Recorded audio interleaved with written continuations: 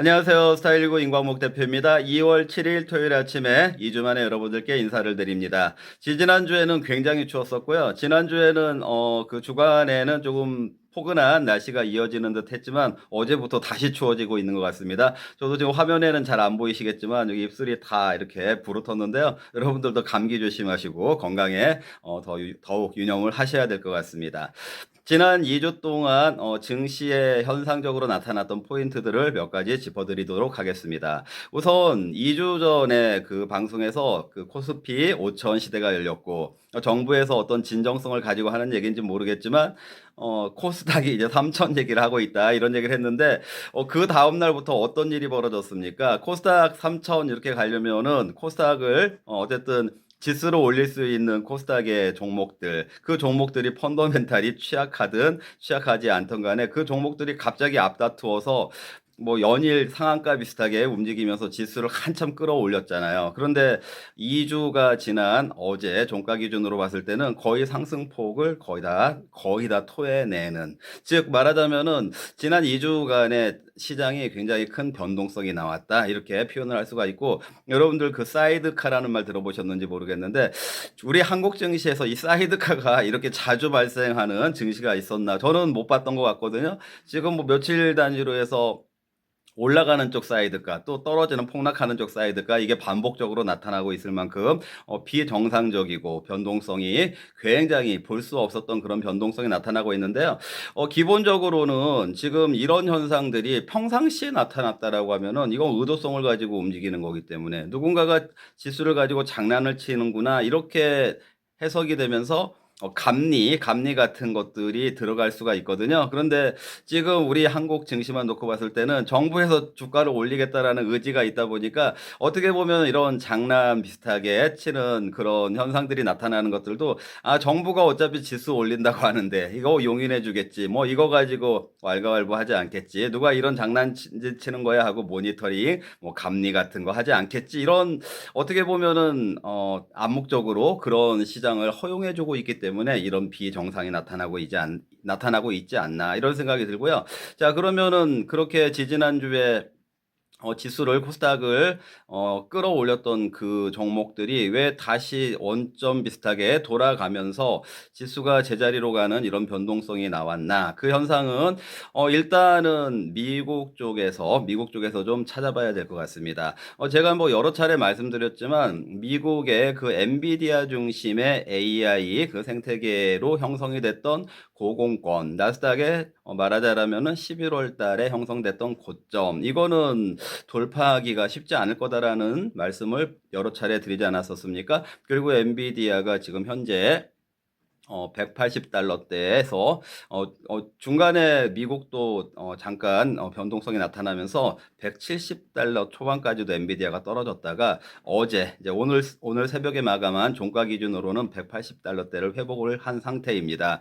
자, 이런 그 기존의 엔비디아 중심의 AI 생태계의 주도주들의 어떤 거품론에 의한 추가 상승의 상승의 제한성, 이런 것들로 인해서 나스닥이라든지 이런 그 기술주들은 아직 신고가를 경신을 못하고 있습니다. 자, 그런데 이런 부분들이 우리나라의 그 이제 증시의 지수 코스닥을 5천까지 끌어올리겠다라고 했던 그런 정부의 의지에 편승해서 우리나라의 그 코스피가 5천까지 올라가려고 하면은 결국에는 삼성전자, 그리고 현대차, SK 하이닉스 이런 종목들이 움직이면은 올라갈 수 있으니까, 특히 삼성전자와 SK 하이닉스 시가총액 1, 2위 종목들 이 종목들이 움직여주면은 뭐 다른 종목들은 마이너스가 난다고 하더라도 지수는 올라갈 수 있으니까, 이런 그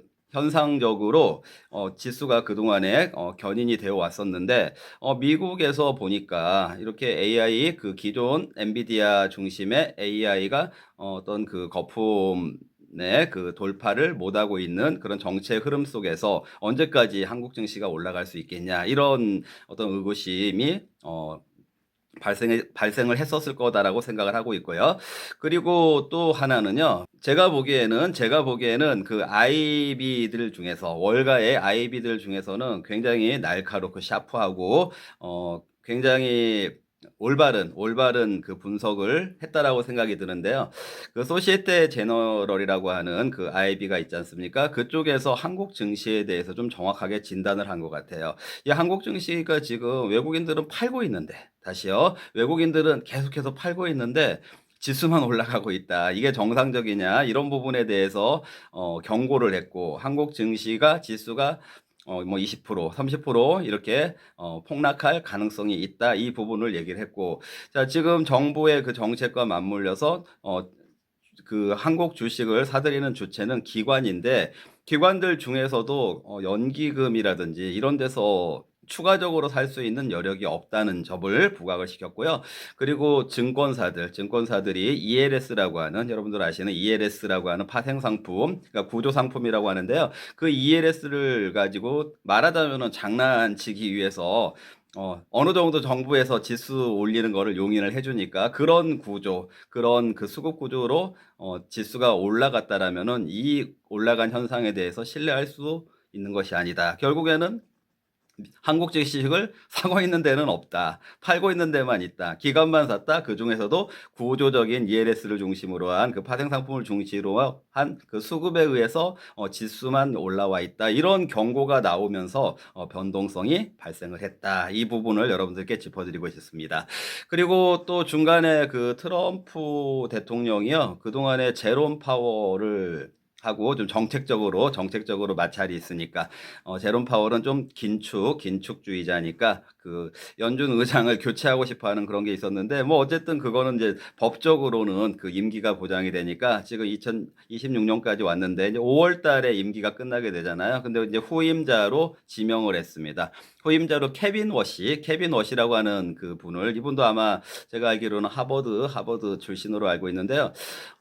이분이 우리나라하고도 좀 인연이 있어요. 지금 그 사태, 그 정보 유출 사태가 일어난 쿠팡 아시죠? 여러분들 쿠팡의 그 이사로 계신 분이거든요. 아마 사회이사로 계실 거예요. 케빈 워시라는 분을 다음 연준 의장으로 지명을 했는데, 이제 일각에서는 이분이 기존에 그 트럼프 대통령하고 별개로 아까 그 제롬 파월하고 비슷하게 긴축론자였기 때문에 이 사람이 그 연준 의장이 된다고 하더라도 시장에 좀 부정적이지 않겠냐, 이런 시각이 일정 부분 뭐 하루 정도 시장에서 조금 그 반응을 보였습니다. 부정적인 반응을 보였는데요. 근데 제 생각에는 그거보다는 우리나라도 그렇지 않습니까? 얼마나 많은 사람들이 입장을 바꾸잖아요. 정권이 바꾸면 입장을 바꾸는데, 트럼프 대통령이 지명을 했으면은 아무래도 트럼프 정책에 부응하는 그런 정책을 써가지 않을까. 그렇기 때문에 케빈 워시, 새로 지명이 된 후보자로 지명이 된 케빈 워시도 긴축주의자야, 이런 뭐 그런 어떤 부정적인 해석, 이런 거는 의미가 없다라고 생각을 합니다. 오히려 트럼프 대통령이 지명을 했으니까 파월보다는 좀 더비시한 좀 그 완화적인 그런 비둘기파적인 정책이 나오지 않겠냐. 기존의 그 긴축론자라고 하더라도 정부의 입장을 따라가지 않겠냐. 저는 그렇게 생각을 하고 있습니다. 자, 그리고 이제 여러분들 지금 현재, 그리고 앞으로 시장 어떻게 대응해야 되냐, 어떤 종목에 관심을 가져야 되냐, 이게 더 여러분들이 중요하실 텐데요.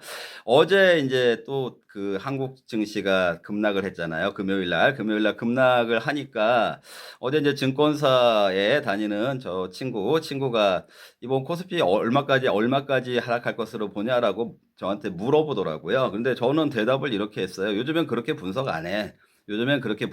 뭐, 그 기술적인 조정이 얼마까지 한다, 이게 의미가 없어요. 수급적으로 움직이고, 그냥 의도적으로 움직이기 때문에 그런 분석이 의미가 없다. 그래서, 지금은 그런 분석이, 전혀 맞지 않고, 그런 분석 안 해. 이렇게 말을 했고요. 대신에, 그것보다는 다음에는 어떤 종목이 움직일까? 다음에는 어떤 종목이 상승할까? 이런 것들을 좀 많이 생각을 하고 있습니다.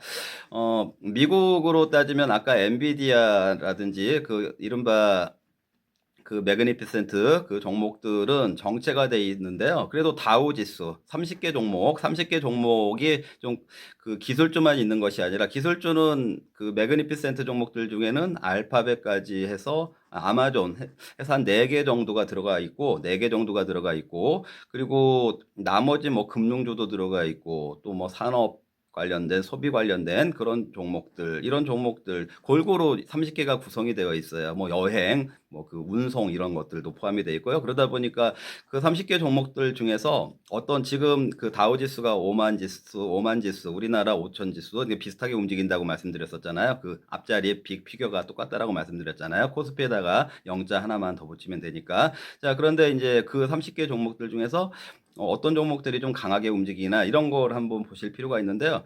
어제 이제 오늘 새벽에 마감한 그 미국 증시 다시 급등으로 마감을 했는데 움직여준 종목은 엔비디아가 뭐 180달러 회복한 거 한 7% 오르면서 180달러 회복한 부분하고 그다음에 캐터필더라는 종목이 그 다우 지수의 30개 종목 중에서는 캐터필더라는 종목이 많이 올랐어요. 이런 식으로 좀 시장을 주도하는 어떤 그 주도성의 특징을 보여주는 그 종목들이 어떤 종목들인가를 다우지수에서 30개 종목들 중에서 어떤 업종에 해당되나 이런 것들을 좀 참고할 필요가 있을 것 같고요. 그리고 이제 국내에 있어서는 저는 이 포인트 하나 말씀드리고 싶어요. 뭐냐면은 정부의 그 이런저런 증시 부양책이 있는데 이제 그 중에서 아까 이제 이런 비정상 또 이게 말이 되냐 이런 것들 이런 걸 주장을 하냐 이런 뭐 도박판을 허용을 하냐 뭐 이런 생각이 드는 부분도 있지만 이런 정책들은 시장을 제대로 이해하고 있구나 이런 부분도 있거든요. 시장을 좀 제대로 보고 있구나라고 생각이 되고 있는 최근에 어떤 정책 시사에 있어서요. 여러분들 들어보셨는지 모르겠는데 주가 누름 방지법 주가 누름 방지법이라는 법을 만들겠다라고 주가 누름 방지법이라는 법을 만들겠다라고 하는데 이제 그게 말하자면은 편법으로 대주주들이 오히려 주가를 못 올라가게 하는 거, 그 상속세 같은 거를 덜 내기 위해서 그게 이제 회사의 가치에 비해서 터무니없이 가격의 주가가 낮은 상태를 유지하고 있다가 상속이 끝나면 주가가 올라가게 한다든 이런 것들을 방지하겠다. 이제 그걸 방지하기 위해서는 기존에는 그 상속이라든지 증여를 기준으로 해서 뭐 기간 그 사이에 움직인 기간의 주가를 가지고 그 세금을 설정을 했는데 이제는 그게 아니고 그 회사의 자산 가치 말하자면은 장부 가치, 자산 가치 이걸 가지고 평가를 하겠다라고 하니까요. 어떻게 보면은 그 주가 누름 방지법에 해당되는 종목들이 다음에 좀 여러분들이 관심 있게 봐야 되는 부분이 아니겠나 이런 생각이 드는데요. 근데 참 증시가 어렵다라는 생각이 드는 것이 제가 여러분들께 우주항공 좋다라고 우주청 만들어졌으니까 좋다라고 말씀드리고 나서 정말 그게 맞았구나라는 거를 보여주는데 상당 시간 1년 정도 시간이 걸리잖아요. 현대차 좋다라고 했는데 현대차가 올라가는데 또 1년 정도 걸리잖아요. 그 인내심이 있어야 되는데 그게 참 어려운 것 같다라는 생각이 드는데요. 어쨌거나 저는 지금 여러분들이 좀 관심 있게 봐야 되는 종목들은 주가 누름 방지법에 해당되는 종목들이 어떤 종목인가 한번 관심 있게 보시면 좋을 것 같습니다. 자, 그리고 저의 포트폴리오 함께 하실 분들은 항상 안내해 드리고 있는 010-6656-9502 010-6656-9502로 문자 남겨주시면 리턴 콜 해드리도록 하겠습니다. 오늘은 여기까지 하겠습니다. 시청해 주셔서 감사합니다.